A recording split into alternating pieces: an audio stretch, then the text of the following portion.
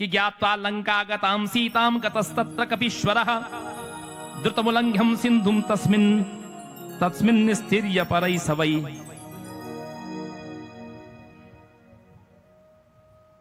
श्री हनुमान जी महाराज ने तो बाल काल में बाल समय रवि भक्ष लियो तब तीनों लोक भयो अंधियारो ताहि तो त्रास भयो जग को यह संकट काहुस जात नटारो।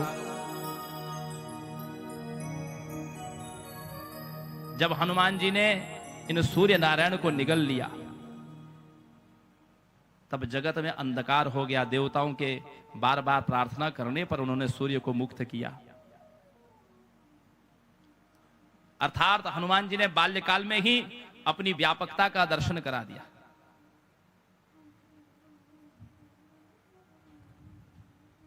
वैसे इसका रूपक यह है, सूर्य ज्ञान के देवता हैं और समग्र ज्ञान को जिन्होंने निगल लिया ऐसे हनुमान जी ज्ञानी नामक ग्रगण्यम हो गए।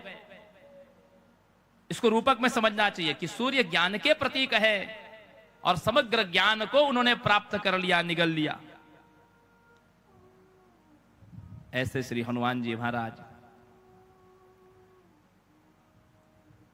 ऋषि मुनियों की वाटिका को उजाड़ देने वाले, सबके गुण आए। शिव जी के भी गुण हैं, बानर के भी गुण हैं, वायु की जैसी चंचलता भी है। तो ऋषियों ने श्राप दे दिया कि तुम अपने बल को विस्मृत कर जाओ। सबने कहा कि अरे ये तो राम काज के लिए शिव जी ने इस वीर्य को प्रकट किया था। तो ऋषियों ने कहा कि यदि आपको कोई आपके बल का स्मरण करा देगा तो आपको आपका बल याद आ जाएगा।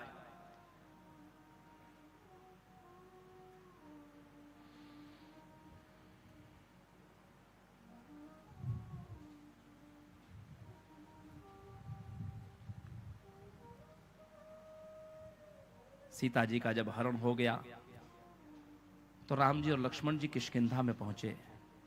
आगे चले बहुरी रघुराया ऋषमुख पर्वत नियराया।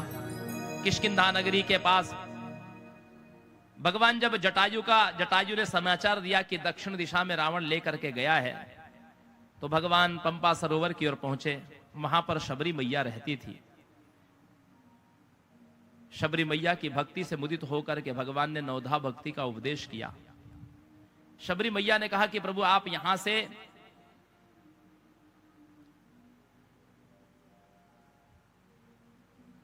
दक्षिण दिशा की ओर जाइए।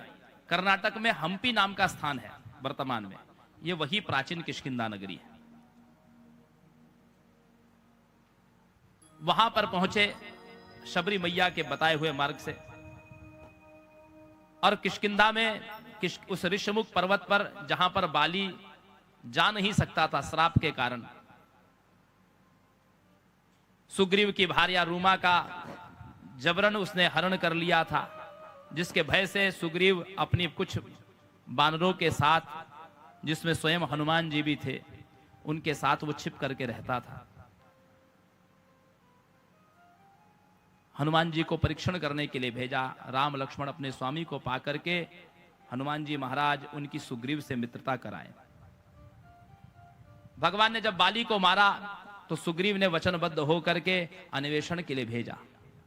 समुद्र के तट पर जब सारी बानर सेना आई, दक्षिण दिशा की ओर 100 योजन की दूरी पर लंका नगरी है।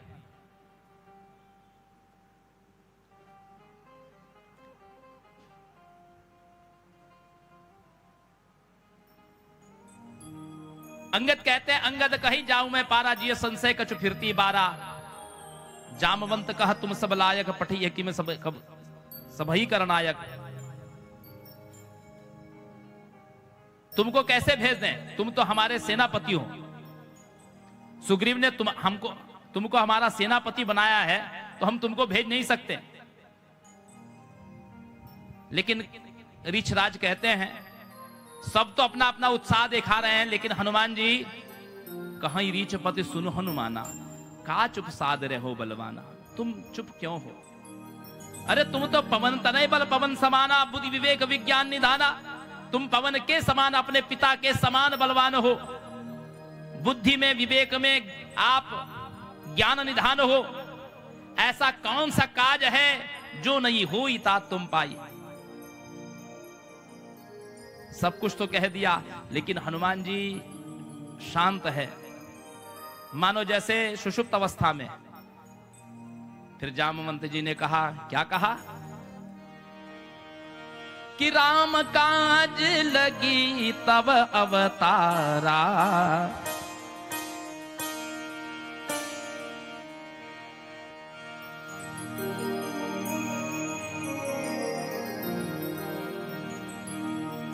कि कनक बरन तन तेज विराजा, मानहूं पर गिरे न कर राजा।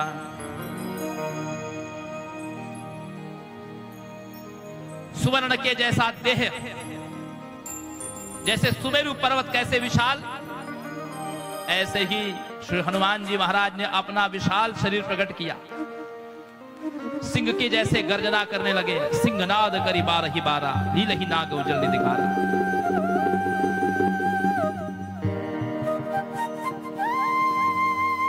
जामवंत जी ने कहा कि तुम इतना करहूं तात तुम जाई, सीता देख कहूं सुधियाई। तो श्री हनुमान जी ज्ञात्वा लंका गताम सीताम गतस्तत्र कपीश्वरः, द्रुतमुल्लंघ्य सिंधुम तमनिस्तीर्यः परैसवैः, सीता शोकम जहाराशु सवीरः कपिनायका, श्रावयित्वा रामवृत्तं तद प्राणा वनकारकम। सीता जी को संदेश सुनाया, हनुमान जी महाराज ने उनके शोक का शमन किया।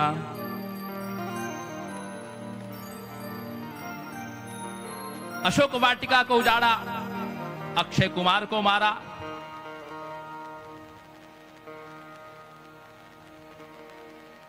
लंका को किसने जलाया? किसने जलाया लंका को? कहिए ना, हनुमान जी ने?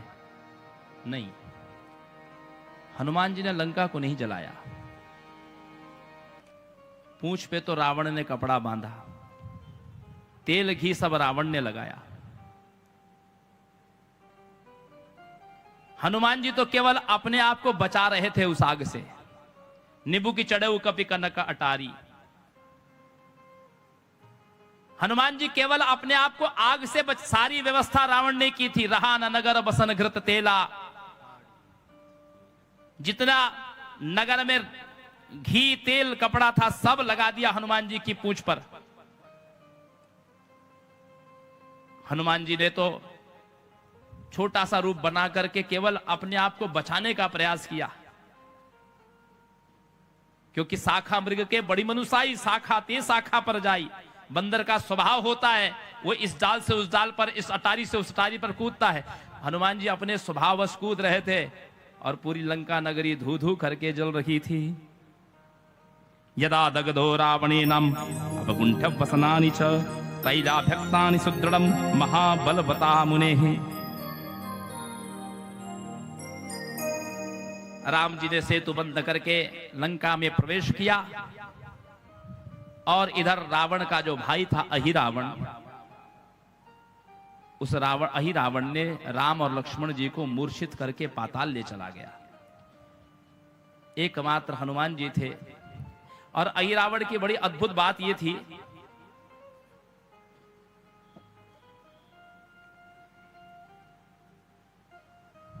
उस अहिरावण को वही मार सकता था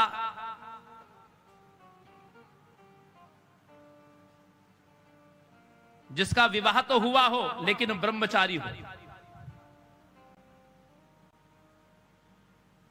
विवाह तो हुआ हो लेकिन ब्रह्मचर्य खंडित ना हुआ हो। हनुमान जी ने विचार किया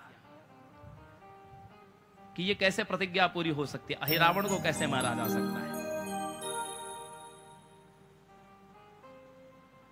उस पाताल में सुवर्चा नाम की एक गंधर्वी थी। उस सुवर्चा से हनुमान जी ने विवाह किया।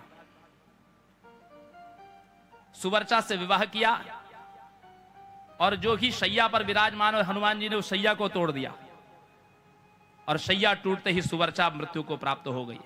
और इधर श्री हनुमान जी ने अहिरावण का वध किया और राम और लक्ष्मण को सुरक्षित पाताल से निकाल लाए।